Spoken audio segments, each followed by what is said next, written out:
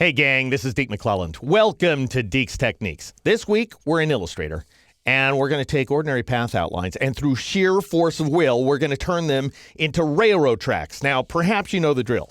You go ahead and throw on some dashed lines for the ties, and then you add a couple of more strokes there for the rails and so forth. I suppose this is just fine if what you're trying to do is emulate Thomas the Tank Engine, but we're going to go full bore. We're going to go HO scale, totally tricked out tracks, and these are created with no drawing whatsoever. It's all a bunch of stroke attributes. Here, let me show you exactly how it works. All right, here we have a couple of different railroad track treatments open up inside Illustrator. We're going to start things off with the more sophisticated of the two, which is this guy at top here. You can see if you look closely at the two different treatments that this top one features consistent lighting angles and a uniform dark line around each one of the plates and so forth. And it's a combination of 19 different strokes applied to a single path outline. But here's the caveat. It only works with perpendicular paths, so they have to be exactly horizontal or vertical. So let me show you how it works. I'll switch over to this file called basepaths.ai, click on this horizontal line to make it active. If you're working along with me, you want two different panels open. So go up to the window menu, make sure you can see your swatches panel as I can, and also make sure to bring up the appearance panel so we can keep track of all the various strokes. First thing we want to do is get rid of that fill. So click on the word fill and then click on this slash icon up here in the swatches panel. Now click on the stroke to make it active. We're going to start by creating the wooden ties. And so we need a very thick line weight. I'm going to increase that line weight value to 130 points. And then I'm going to change the color to dark wood, which is a swatch I've created in advance. If you don't have access to this document, just go ahead and dial in your own deep shade of brown. Now we need a dashed path outline. So I'm going to go ahead and click on the word stroke, turn on dash line. The pattern that we're looking for is a dash of 24 combined with a gap of 40. However, if we go with those values, we end up with these half a dashes at the beginning and the end of the path, and I don't want that. So I'm going to change the second dash value to 24. I'm going to change both the first and the second gap values to 20, so I'm spreading that 40-point gap between them. And then I'll change that first dash value to 0. So if you take a look at these values, we've got 0, 20, 24, and 20. They all add up to 64. We're going to have to match that periodicity over and over again. That is to say, our values will continue to add up to 64 as we build up the strokes. Now notice that we have these very thin lines that are showing up here. Those are our 0-point dashes. They won't necessarily print, although they might, but in any case, we're going to get rid of them.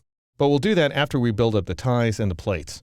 All right, with this dash stroke selected, drop down to the little page icon at the bottom of the appearance panel and click on it. That'll go ahead and duplicate that stroke. Now switch its color to medium wood this time around. Let's go ahead and take the line weight value down to 120 points, and then we're going to adjust the dash values by changing each one of the gap values here to 25.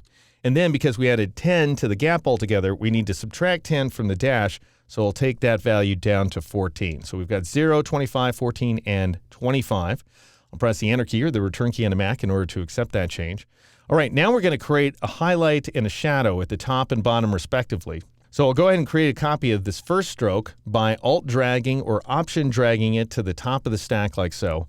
Then let's change the line weight value to just 5 points, and I'll go ahead and select Shadow Wood in order to make this the shadow. And now we need to go ahead and scoot this stroke downward, which we can do by applying a dynamic effect. So with this stroke active, go up to the Effect menu, choose Distort and Transform, and then choose Transform.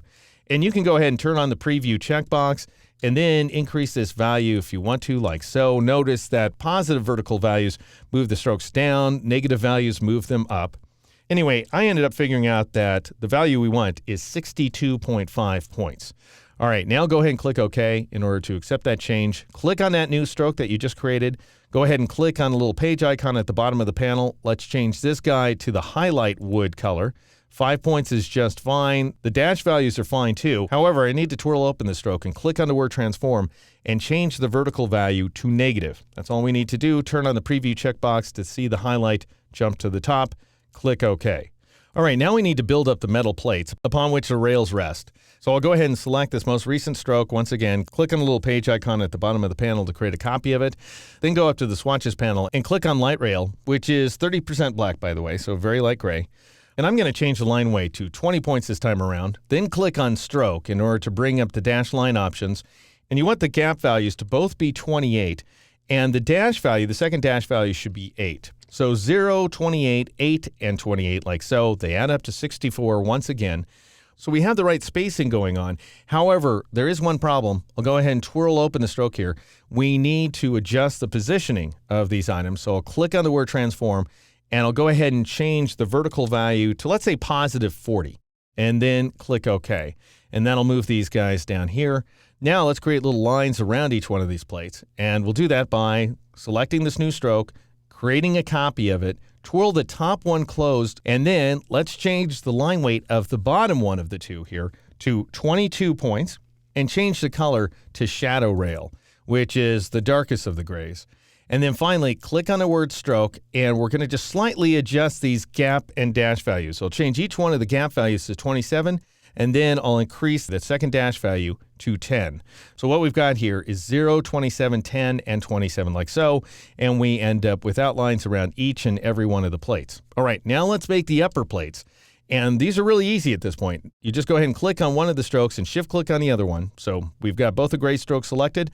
Drop down to the page icon and click on it. That makes duplicates of each of them. The only thing we need to do is change the transform values. So go ahead and twirl each one of them open. Click on the word transform. Change it from positive to negative 40 points. Click OK. And do the same thing with the other stroke. Change it to negative 40 as well. And we now have a top row of plates. All right, now let's get rid of those vertical lines that are interrupting the flow of things here. I'll go ahead and twirl both of these strokes closed, grab the bottommost stroke and Alt-drag it or Option-drag it to the top of the list and then release. And we'll change this stroke color to white, and we'll also change the line weight to slightly thicker. We'll change it to 140 points so that we're clearly covering up everything we need to. Now, we need to adjust the dash values, so go ahead and click on the word stroke there. And this time around, we're going to get rid of the second pair of dash and gap values. So if you just get rid of that second dash value, they'll both go away. And I want you to change the first dash value to 4. And then because our periodicity, our magic number, as I was saying, is 64, we want to change the gap value to 60. And we end up covering up all of those lines with the exception of the very first and very end ones. As I say, these may or may not print. They will appear and disappear at different zoom levels as you're working inside Illustrator. So they're essentially phantoms. But if they bother you, you can just manually cover them up somehow. All right, now let's add the most complicated of the stroke groups, which represent the rails. And we'll do that by clicking on really any of the strokes at this point, and then clicking on the little page icon at the bottom of the list. Click on the word stroke and turn off dash line to get rid of it. And then what we want to do is change the line weight because we're covering up everything at this point. So I'll change the line weight to 8 points this time around. And let's change the color to light rail. And so this will represent our central rail. Now let's create some shading around it by clicking on the little page icon. Once again, I'm going to click on the second to top stroke, and I'm going to change its color to dark rail. We want the line weight to be a little thicker. I'm going to change it to 10 point. And we want a little bit of transform going on. So go up to the Effect menu, choose Distort Transform, and choose the Transform command. And I'm going to go ahead and change this vertical value this time around to 2 and click OK. That'll go ahead and scoot that guy down just a little bit. Click on that second to top stroke, make a copy of it.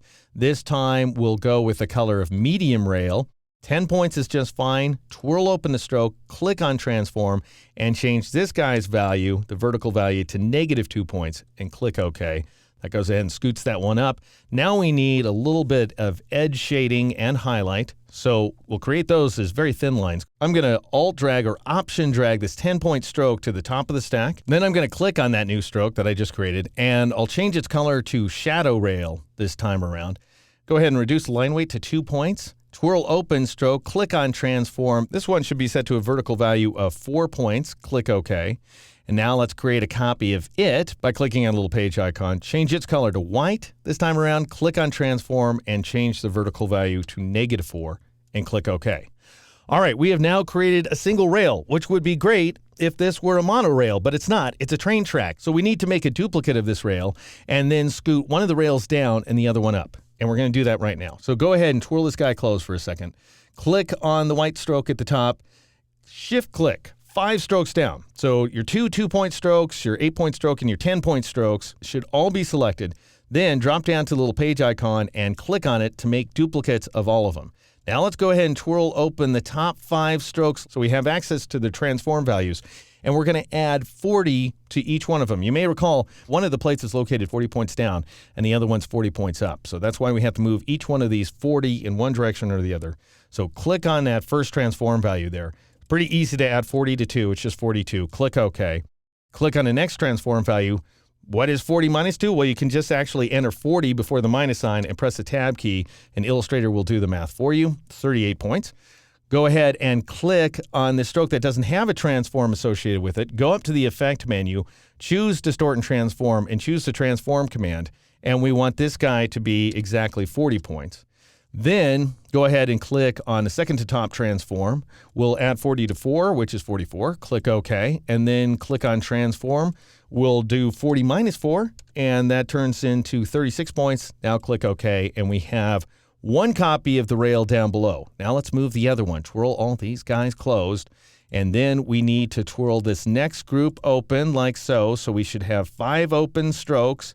And then click on the bottom transform. This time we need to subtract 40 from 2. So it's 2 minus 40. Press the tab key. That's negative 38. Click OK. Then click on the next transform. This time we can just enter negative 42, so that's pretty easy. Click OK.